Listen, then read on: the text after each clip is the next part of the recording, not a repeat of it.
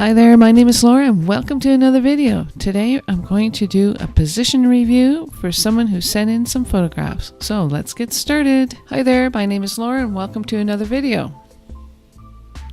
If it's your first time here, remember to hit the subscribe button and the bell icon so you don't miss any new videos coming out. Today we're going to do a position review, and these photos are from Nancy. Thank you, Nancy, for taking the time to sending in these photographs. They're so great. They're from the side and I can clearly see what's happening with your position. If you'd like to have your own position review done, send me an email, thistleridge@hotmail.com. Put position review in the subject line and I will do a position review for you. These photos clearly show to be what is going on with this person's riding, and we're going to go over that right now.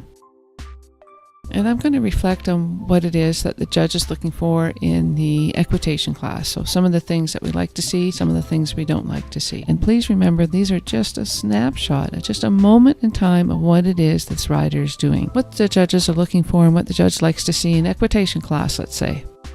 One of the first things that the judge looks for is the rider having their eyes up. And you can see in this photograph here that the rider has their eyes up and is looking forward to the next jump, looking forward to whatever it is that's coming up next.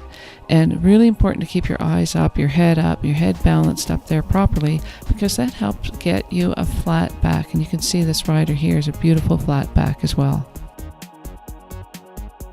A couple other things that the judge looks for when you're in equitation class. Number one, a nice release. Important to have a good release because that allows the horse to stretch forward and round through its head, neck, and back so it can use itself properly. Another thing that judge likes to see and really kind of has a checkbox that they check off is the rider has their heels down. So for me, the two things that I look for right away is one, rider has their heels down. If you don't have your heels down, first thing when you come into the horse show ring, I don't look at you again. The other thing is that the rider has their head up, and this rider has both of those things. If this person were going in an equitation class, these are the things that the judge would mark her down for. One of the big thing is that her shoulders are way over top of the horse's shoulders. And what the judge would like to see is a straight line shoulder, knee, toe. And if you have your shoulders well ahead of the horse, that just puts you in a little bit of an off-balance situation. You can see here in this photograph that the rider's shoulders are well ahead of her body and her base of support. This means that she's not really in balance. You should keep your weight over top of your base of support, and that means having your shoulders over top of your knees, over top of your toe. I put a green line here to show you where that should be. And if you bring this rider back so her seat is closer to the saddle, that will help to get her shoulders correctly over where they should be. Stick around because I got some exercises at the end that you can do to help correct this position. Also, I have some exercises right here that you can do off your horse if you want to practice when you're at home. One of the things I like to think of is if you took that horse out from underneath the rider, what would happen? Would they land in balance on their feet or would they tip over? Take a look at this rider. What do you think is going to happen if you took that horse out from underneath her?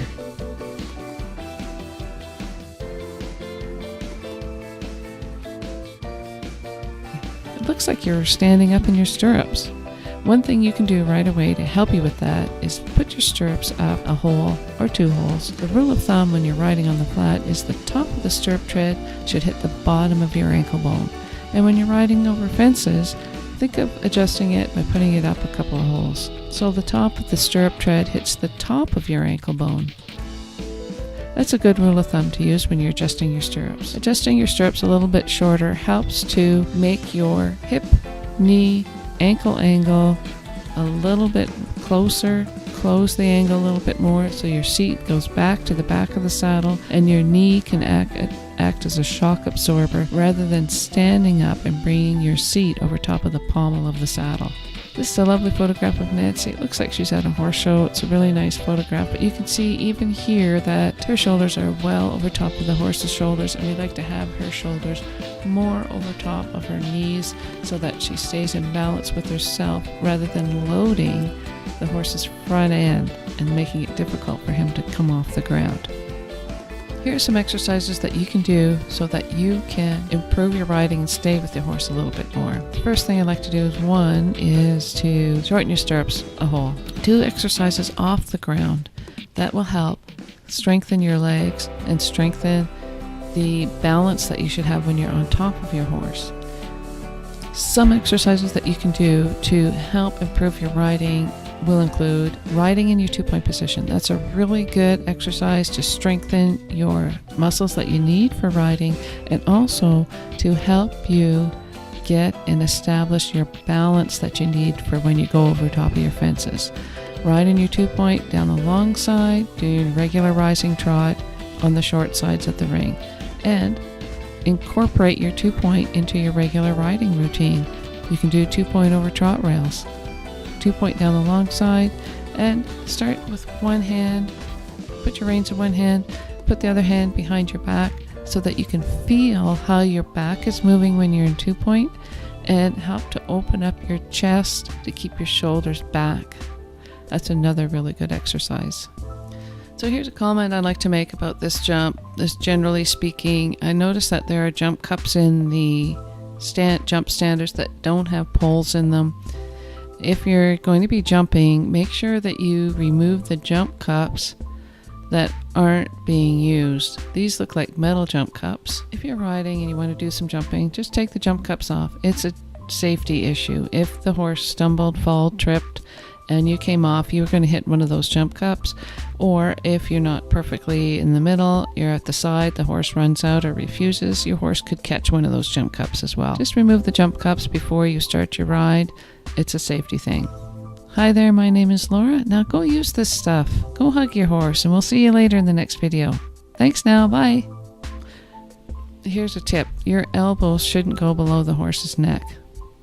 We like this photo because she's got a release, her heels are down, but her legs are loose. We like to keep her weight down into your feet without her lower leg swinging back. She's pinching with her knee, so let's get your lower leg more secure on the horse by putting your stirrups up a hole, and let's also relax your knee so that you can get the weight down into your heel. If you have your seat closer to the saddle, that will help open up your body more and allow your hands to become in a better release position. When your shoulders become right over top of your hands, you have a tendency to curl your body up, or people have a tendency to curl their body up. You want to keep the seat closer to the saddle, open up, and have your hands releasing out in front of you more, rather than bringing your shoulders to your hands and curling your body.